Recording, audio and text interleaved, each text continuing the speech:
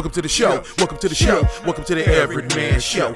Thanks for checking in. Summertime edition. We are going to talk about Cleveland Browns and what they have done with the draft and where it looks like they're going forward, especially at the most important position, quarterback. So, as we know, the draft was recent, and I got to tell you, I actually was, I always had faith in Barry, but I actually was pleasantly surprised at some of the moves he made, even though I didn't agree with every one of them. But I'm going to say that it was a very good draft. The draft was, Barry did good, and now we're calling 41, because believe it or not, this will be the 41st starting quarterback for the Cleveland Browns since 1999. We almost caught up to presidents. The Cleveland Browns have almost had as many quarterbacks as there have been presidents in the history of the United States. All right. We're at 41. Right now we're at president 47. So, hey, we're going to break more records than one if we don't get this right soon. So that brings us into the draft. Overall, I thought the draft was good. Personally, I was not a fan of trading down, but I am pleasantly surprised at what we did get and what the trade down meant. I'm just a person. When you're building a team, to me, if you're not building a team full of talent, what exactly are you building? So I'm never a fan of taking lesser talent. That's just me. But in this instance, I don't know if we actually took lesser talent. We just didn't take. I mean, they consider Travis Hunter a generational talent, which is kind of hard to not say we took lesser talent when you didn't take the generational talent. But we don't know. Football is a funny sport, and we don't know what Mason could actually become. There's nothing to stop him from becoming a Hall of Famer. So I'm going to say let's ride with it. I mean, Travis, wish him the best. I like that we got Mason here because I think that the Browns in this draft, they definitely showed that they are going back to the roots of Cleveland football and what Stefanski likes to do, and that is strong run game and defense. And then you pepper in some passing with a good quarterback, some tight ends. I like the tight end we picked up. I was a little confused about the linebacker, but as I, dug deeper in the JOK situation, and it's just in this day's game, linebackers don't make that much. They make a difference, but they don't make that much difference in today's game to pick them that high. But if you pick one and he is good, then, you don't have to pay him and you got a great player. And it is an important part. Just look at what San Fran did. Well, with the linebacker they had. I can't remember his name right now, but to keep it moving. So we did a draft. We got two good running backs. I like that. They're definitely shoring up the running game. They want to fix that because they see that there's holes in it. Now, whether we keep Ford or Strong or bring Chubb back, which I'm personally a fan of bringing Chubb back because I think you don't want to lose somebody like that in the locker room. I mean, his athleticism, his conditioning, his work habit, his professionalism, I think you want to keep that in the locker room, especially when you're bringing in young talent so that they have something to look up to, train to be better because they're seeing what it is. And also just to kind of show them how to be a professional. I don't know if Ford or Strong are those guys for that, but we'll have to find out. But I'm glad that they did that. We got help on the defensive line to go with Hall and Garrett. And Mason, I think you got a nice defensive front up there. You got McGuire coming. We got a few more defensive ends and linemen, tackles that, our defensive line should be pretty solid this year. Our defensive line should be solid. Our running game should be solid this year. Our offensive line, I think, had more to do with injuries last year than it did talent. So we'll have to wait and see. And I think the Browns kind of took that approach. I will say that from this draft, what I did see is that last year, when everybody was yelling, we were losing Deshaun, and I get it. Nobody wanted Deshaun here, okay? I was saying, what about the defense? If the defense played better, we don't lose all of those games. And apparently, that's the same thing Andrew Berry's saying. That's the same thing Stefanski's saying. As you've seen, we took our first two picks were defensive players, and then we started addressing some offensive. So, moving forward with that, we got to find out offensively, we got 5 quarterbacks. Now, we know that Watson is still on the books, but he's not going to play again probably. Definitely not this year coming up. We brought in some other quarterbacks this year because we had none. First guy we brought on was Kenny Pickett. And everybody was like, well, the Browns must really, from what we're hearing, the Browns really think that Kenny Pickett is going to be that guy. They think that he has the potential. He's a first-round pick by Pittsburgh, and that's not saying a lot because they don't, other than Ben Roethlisberger, Terry Bradshaw They don't have a great track record of knowing how to pick quarterback talent. Wide receivers, linebackers, defensive players, yes, as long as it's not DBs. But front line, you know what I'm saying? The front defensive line, linebackers, yes. Receivers, yes. Quarterbacks, Pittsburgh doesn't have the best record of picking quarterbacks. Although they did take Will Howard this year. I'm very curious to see how that works out because I actually like Will Howard. So we got this guy, Kenny Pickett, who we've all seen what he can do. I think that Kenny Pickett is an ego grab. First, you have to realize that our front office and our coaching staff are all Ivy Leaguers. They're all big heads. They all like to use their brains. You know, all I heard was Andrew Berry's not a football guy. We need a football guy like Dorsey, you know, who picked Baker Mayfield over Josh Allen, but we need a football guy. And then Andrew Berry did some of the most non-football guy things in the draft, and everybody was like, that was the best thing he could have did. And why would he trade down? Because he used his brain, and he said, hey, look, it's going to be a better draft next year for quarterbacks. Let's fill in some other holes this year. Let's get some quality players and quality picks. Let's go that route. So we brought in Kenny Pickett because at that point we had no quarterback really to go in the next season. Jameis Winston was gone. We had kind of emptied the room to let you know there was going to be some changes made. Only person we did have was DTR. We got rid of him to bring in Kenny Pickett. Now, Kenny Pickett, as we all know, is not the answer. But when you have nothing, you'll take anything. And so we had Kenny Pickett. Plus, like I said before, our front office, our coaching staff, they're big heads. They want to prove, hey, look what we can do with Kenny Pickett. None of y'all can figure him out. We figured him out. Look how smart we are. All right. And then they did what? They brought in a fan favorite, good old Joe Flacco. Now, the fans love Joe Flacco. And this is the interesting thing about as we look forward going in at a quarterback. And this is when we got to let the feelings leave the room. When you are trying to build a team, and like I said, I want to build a team of talent, you are trying to find people who can, as a quarterback position, can win games.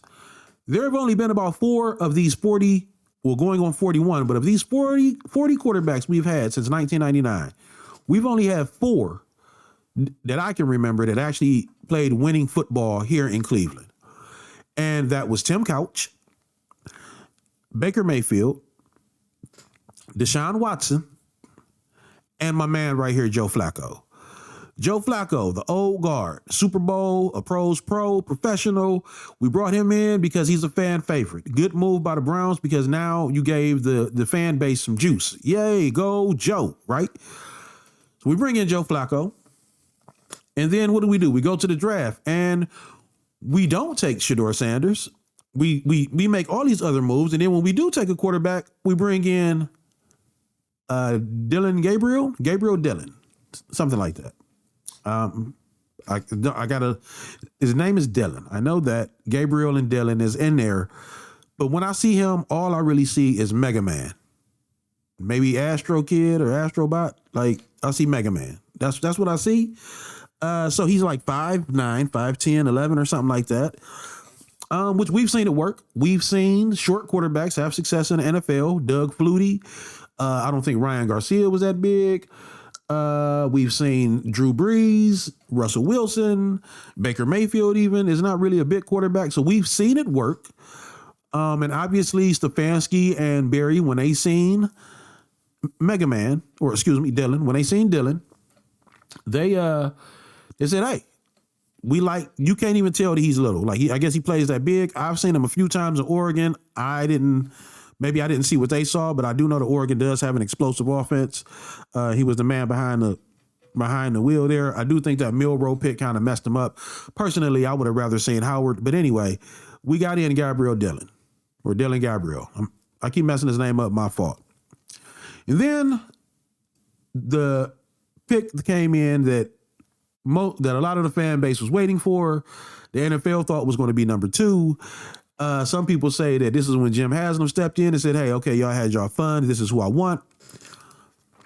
Shedeur Sanders, the kid with the big grin, the chain that nobody seems to like. My fault. The chain that nobody seems to like. He's got the smile. He's got the attitude. He's got the swagger. He has a Hall of Fame father. He's only ever really had to quarterback and be coached by his father, or quarterback or head coach by his father. He's only had to play quarterback for his father.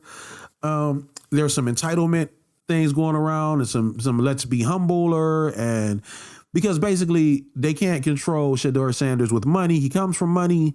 You don't know how hungry he actually is to play ball, because he comes from Deion. He doesn't really have to play football to have a good life. And his only reason really to play football is because I want to be great at the family business like my father, Deion Sanders.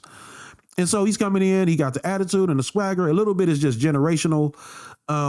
As far as the social media and the hype and this is who I am. I mean, that's just generational. So some of the older heads is not going to really feel that.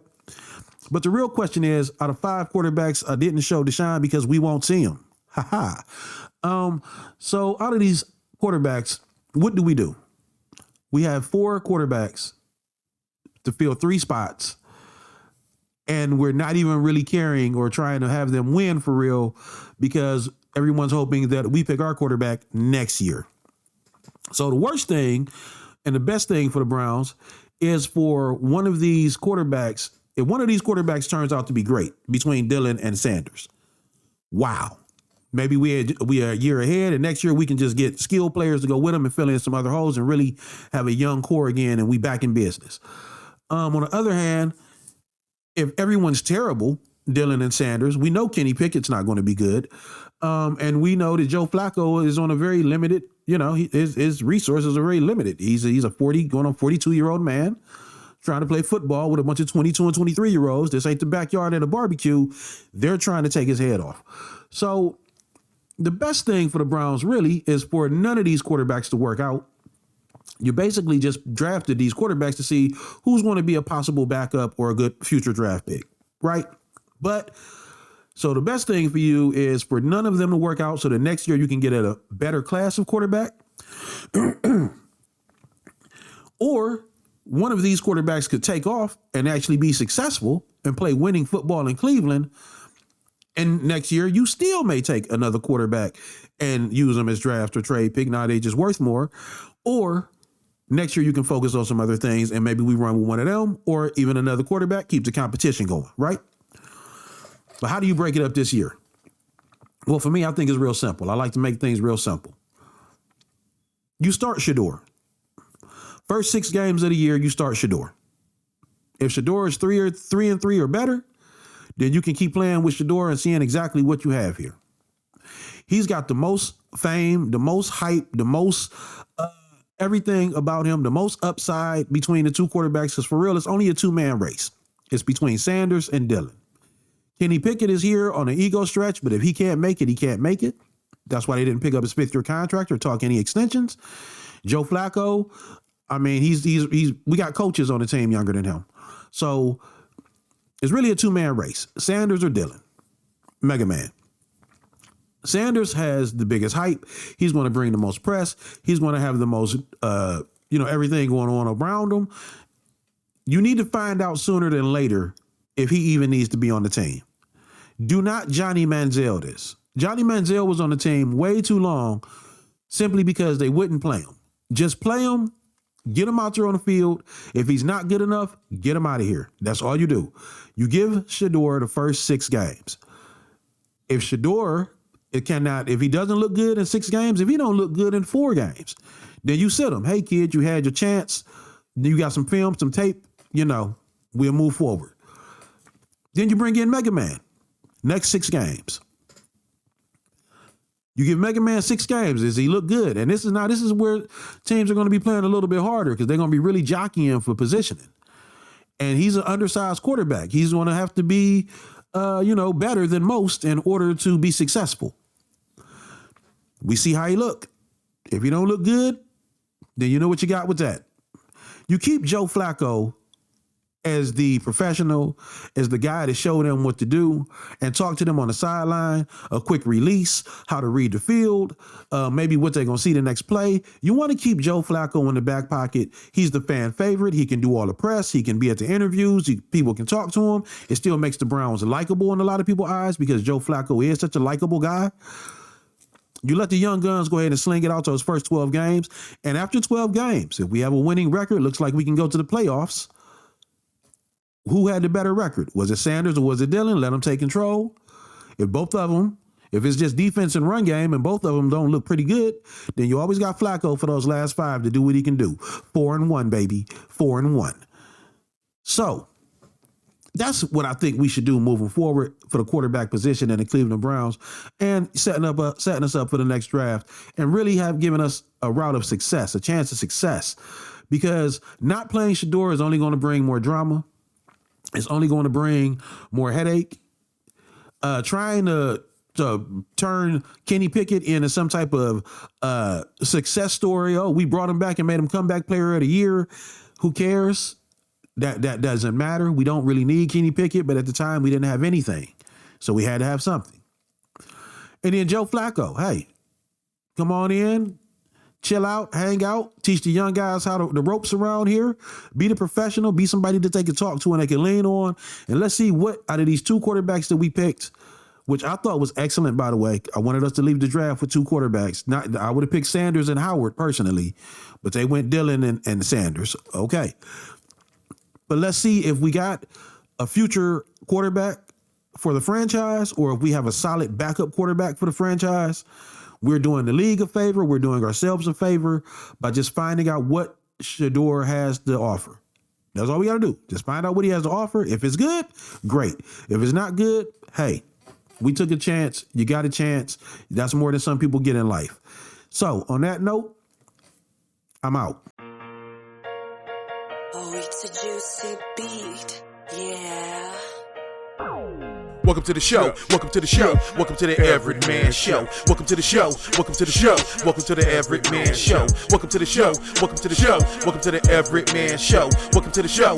Welcome to the show. Welcome to the Everette Man Show. Welcome to the show, cause you know I know. Keeping up with the flow of all sports. Who hitting in the ring, who balling on the field, who hitting them shots on the basketball courts. Of course, you know that I keep it updated from high school to pros. We see who gon' make it from 216 into 216. With a whole city screen, we finally made it. Yes, we are the best and it's true. I know what you heard and I know what it do. 10 toes down my sword, when you pound real, recognize real, and I recognize you. So, we gon' keep it real with the facts. If you like that, grab a seat. You can sit back while I kick back with the winners. Keep it authentic. Give me 30 minutes, a couple shots, and a zigzag.